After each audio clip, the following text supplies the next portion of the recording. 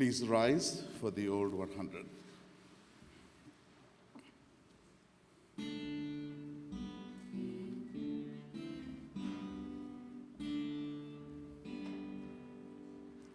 All people that on earth do dwell, sing to the Lord with cheerful voice.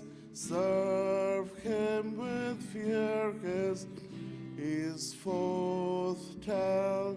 All come before him and rejoice. Please remain standing for the Pledge of Allegiance.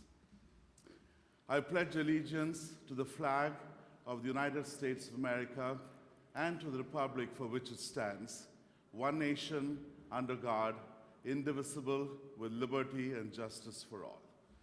Please be seated.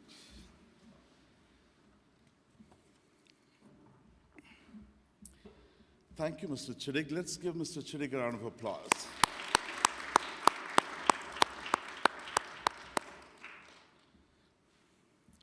All right, good morning, middle school. Today is an exciting day.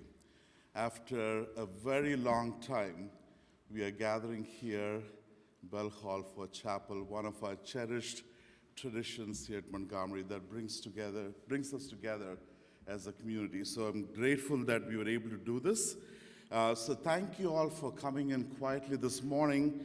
It's a great way to prepare our hearts and minds for chapel, and also it's a wonderful way to honor our student and faculty musicians who are providing that beautiful music as we enter chapel. Thank you also for wearing your school attire. You may wear sweatshirts, but they have to be Montgomery sweatshirts. So make sure you do a uniform check before you come to chapel. We'll again be meeting on Friday for Addie's chapel. So we'll be again doing that on Friday. So make sure that you are in your school uniform. And at the end of chapel, when we leave, 6th grade will go out first, followed by 7th grade, and then 8th grade. Just a reminder, I know we haven't done this in a long time. We always sing that song, the old 100th, at the start of chapel. So I encourage you to join me or whoever is leading from here in singing that hymn, and also in saying the Pledge of Allegiance, right? Wonderful. You all did a great job this morning. For those of you who might be new to Montgomery and haven't had a chance to be in chapel, that is something that we do here at the start of chapel, all right? Wonderful. Any other faculty announcements? Right. There will be a 7th grade meeting on Thursday morning during TLC time. So I'll let you know where it's going to be. So we just want to come together as a grade, and the advisors and I would like to share with you a few things. All right, this morning it is my joy to introduce our chapel presenters, Mr. Kratz and his wonderful 6th grade advisory. Mr. Kratz is a 6th grade advisor, and he also teaches 5th grade science and 6th grade math and science. For those of you who've had an opportunity to study with Mr. Kratz, you know that he has this wonderful ability to bring science alive in his classroom. Science is one of the hardest subjects to teach online, and last year when we were in a hybrid mode, we had students prospective students who would visit the school remotely or virtually and would attend Mr. Kratz's science class and instantly take a liking to science. That's the kind of gift he has. Mr. Kratz is also a leader among the faculty, and he's a mentor to many of our new faculty who are faculty who are new to Montgomery School. As many of you know, he is a huge hockey fan, but he's also an amazing hockey player and coach, and he coached at the Hill School for many years. I don't know if he's doing it this year, but I know he's done that for many years. So this morning, it is my joy to introduce Mr. Kratz and his sixth grade advisory. Please join me in welcoming them to the stage.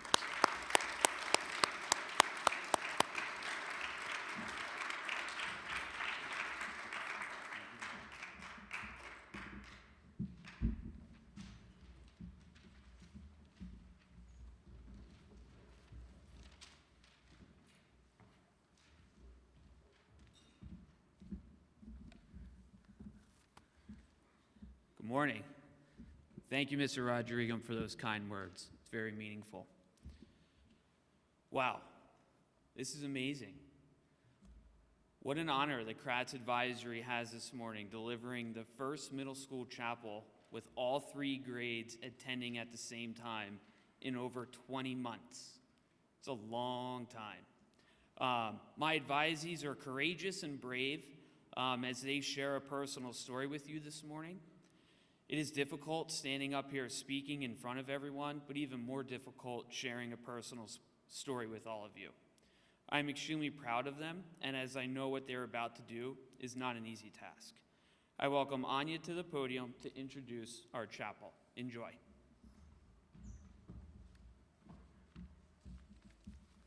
The definition of perseverance means the persistence in doing something despite difficulty or delay in achieving success. In a more simple way, the definition that our advisory came up with is the ability to not give up and to overcome challenges. Perseverance plays a big part in a lot of things. For example, during the hard time with COVID, everyone is persevering through the pandemic and also remote learning before we could go back to in-person school. We hope everyone learned something from this chapel and it helps you persevere through any challenges you may face.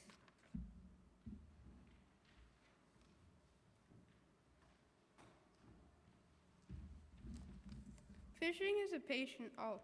It requires a lot of perseverance. At first, I was scared because I thought a snapping turtle would come up from the depths and bite me. Eventually, I sat in the water for hours fishing and I changed my mind. I even held a tail of a snapping turtle. It was spiky. After weeks of experience, it was a breeze. I now have caught a 3.8-foot grass carp that was who knows how heavy. Then there was cast netting. It took me so many fails I wanted to cry at times. Then they were either too skinny or too wide.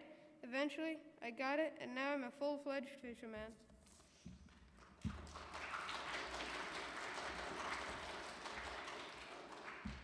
There are many different kinds of perseverance. Some of them may be getting a good grade on a long 4-week science project. Some of them may be learning a new sport and being the head captain. And some of them may be persevering through learning a new instrument. Now, the perseverance I'm talking about is kayaking. Last summer, I started kayaking and I did not know how to pick up a paddle. And I persevered through the summer, and by the time that I was done, I was the best kayaker in my entire camp. And a few weeks pass, and we end up in Avalon at a town that is basically known for kayaking. And we go on one of the hardest trips. It was about 4 hours. And usually I ride in the back of my mom's or something like that because it's extremely hard. And this time, I wanted to go alone because I knew whatever would happen, I would persevere. And I did, and I got through it no matter what happened. And it was a really fun trip. Now, that was a big achievement of perseverance for me. But there are little ones too. You persevere every single day, whether you know it or not. So if you ever feel like there's something you can't do and you're trying to persevere, just remind yourself that you can.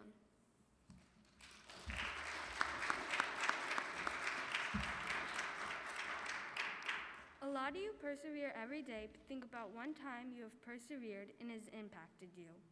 One of the times I've persevered was when I was hiking in the summer of 2021, so pretty recent. I hiked up Osceola, a 4,000-footer in New Hampshire. My feet and ankles were really hurting me, but I still hiked the second mountain, East Osceola. The way I overcame it was thinking about how accomplished I would be after I did it and going step by step. I was encouraging myself every step I took. My family was there too, helping me hike the way up and down. When I finished, I felt so good about myself, and now I will always want to hike many other mountains.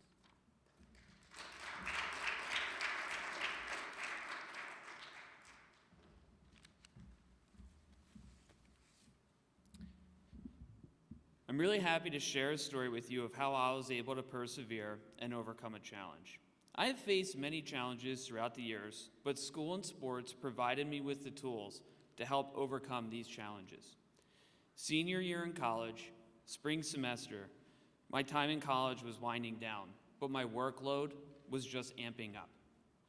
I was student teaching. I had a seminar class that went along with student teaching, playing a collegiate sport, and taking Spanish. In order to graduate, you're required to take 2 courses of a foreign language. I already completed the first course, and I was on to the second one. To give you some background, there's a reason that I teach math and science and not a foreign language. I took German in high school, and although he was one of the hardest teachers I ever had, it was a really positive experience.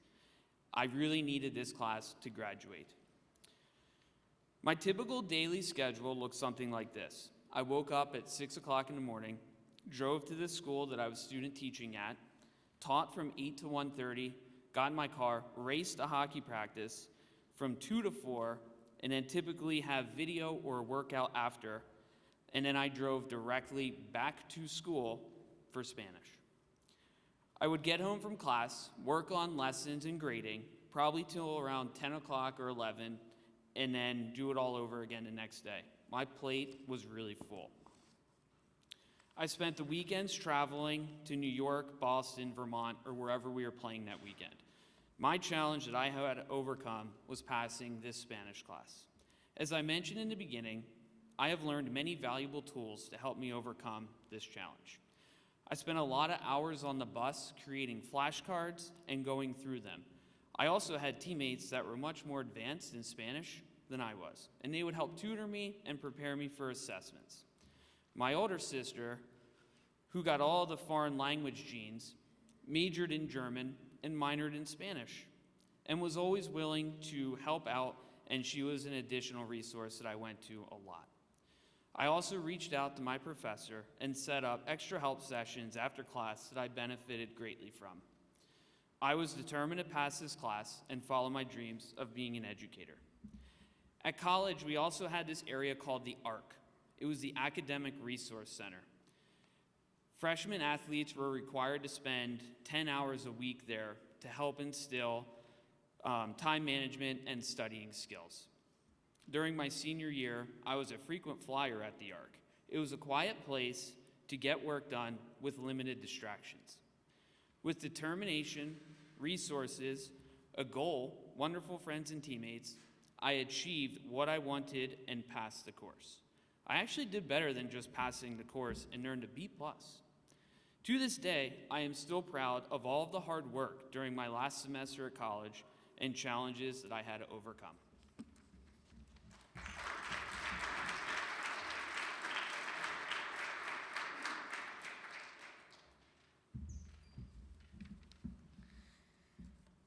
I'm sure most of you play sports. That might be soccer, baseball, or basketball. I play ice hockey, and in ice hockey there are 3 periods. After that, if the score is tied, you will play overtime. Overtime is like a 10th inning in baseball, or a 5th quarter in football. The first team to score wins. Anyway, hockey players need to be able to persevere in overtime. They are already exhausted, and they have to work through it. When they are out on the ice, they hold the pressure of the whole team watching them as they try to win. Overtimes can be exciting, boring, happy, sad, terrifying, or exhilarating.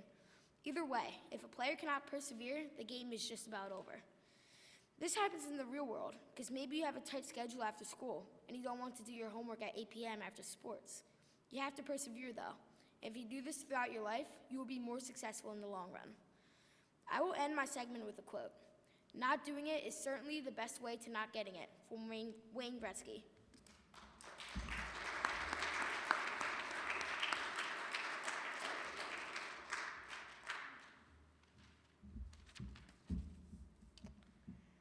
I showed perseverance when I earned my gecko.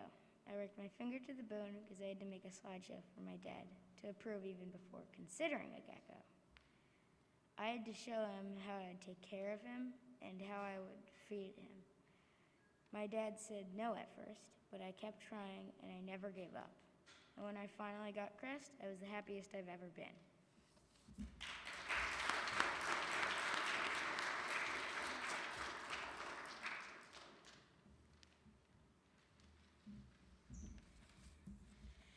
Thank you for listening to our chapel, and I hope this gives you more confidence to persevere through a challenge. Have a wonderful day.